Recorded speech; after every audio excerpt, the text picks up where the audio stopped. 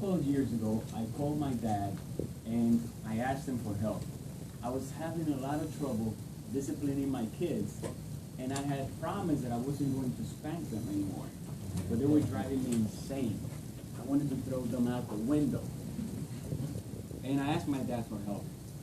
And I respected what he had to say, because he was raising my two step sisters, and they were really good kids.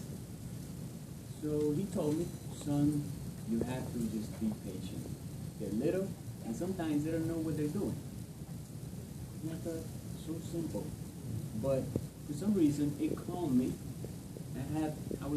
It had a very good effect on me. And I respected what he said, because he raised this fine specimen of a man, so he could teach me something. But I didn't always think of my dad this way. In fact, most of my life, I didn't get along with him. Today I want to talk to you about my dad, my relationship with him over time, and some lessons learned. My dad was born in a small town called Hidalgo in the Dominican Republic. And he lived a couple miles outside of town with his 10 siblings. My grandparents had 11 kids. How do you make and raise 11 kids? I have a couple ideas. There's no internet, no electricity. That's what you do, you make kids. And they didn't have a lot of money. They were farmers, but they didn't have a lot of money. And my dad said that he didn't wear shoes until he was 11 years old.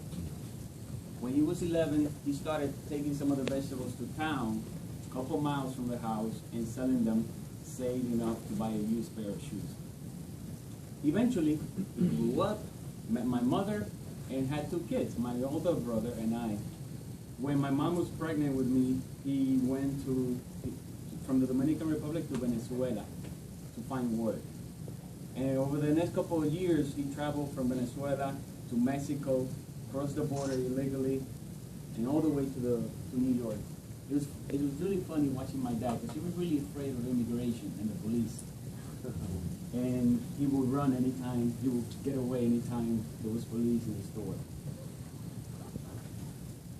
The first memory I have of my dad is when I was about 4 or 5, I got a call from him. And I spoke to him, I was really embarrassed and did most of the talking. Then about a year later, he came to visit for the first time. And he drove up in a really nice car, shiny. And something I remember all the time is how good he smelled. It smelled really good. The car, the luggage, everything smelled good. He found me in a little shorts playing with dirt. I was really dirty. So the first thing he did was give me a bath. I was really embarrassed. I didn't want him to see me naked. Everything changed after I met my dad. For some reason I didn't understand at the time. He took us from my mother's house and we went to live with relatives. It was good. I living with my uncles and aunts. Most of them were nice. But then he married and we went to live with my stepmother.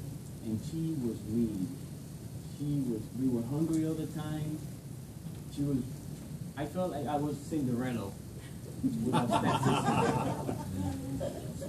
And eventually, my brother and I built enough courage to tell my dad twice, but he didn't believe us. Things only got worse after that, more beatings.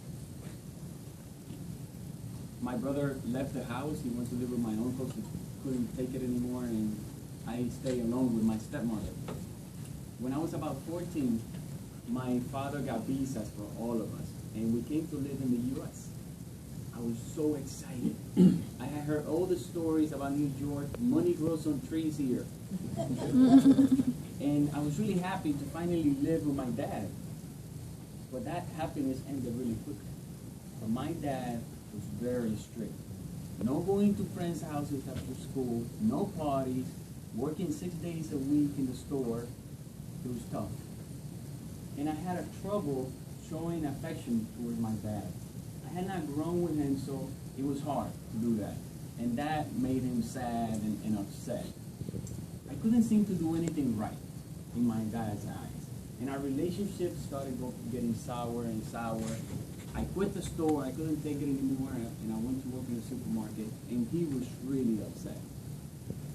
Eventually, he wanted to go into business with us, buy a grocery store together. My brother and I said, no way. I wanted to go to college. And he was really angry about that. He would argue every time we got together.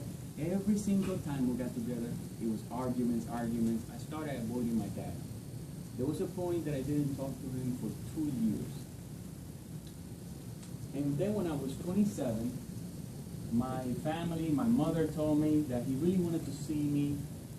He had changed. And I didn't believe it. It took me a year to go back and see him again. And he was a completely different person. No arguments. All he did was talk to us about our life, about our kids, and it was nice.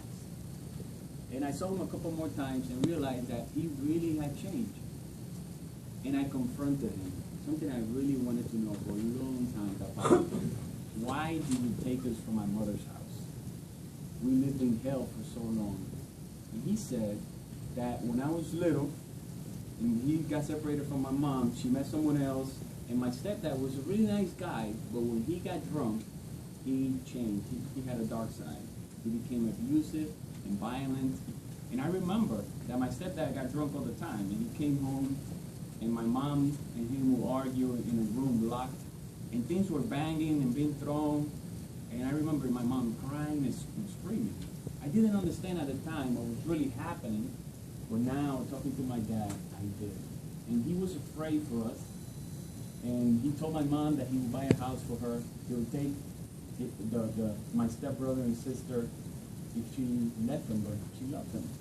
So she said no. So my dad took us from the house.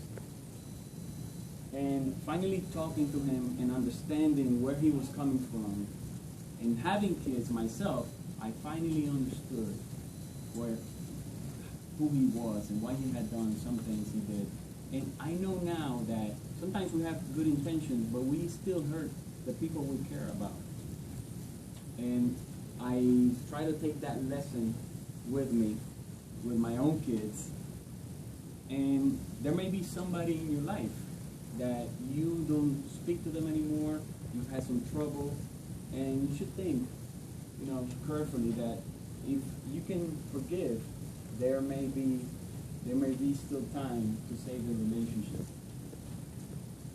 My dad and I, we started seeing each other often, talking more, and I was really excited talking to him about business because he owned his own business, owned real estate, and he cooked for me when I visited him. It was good.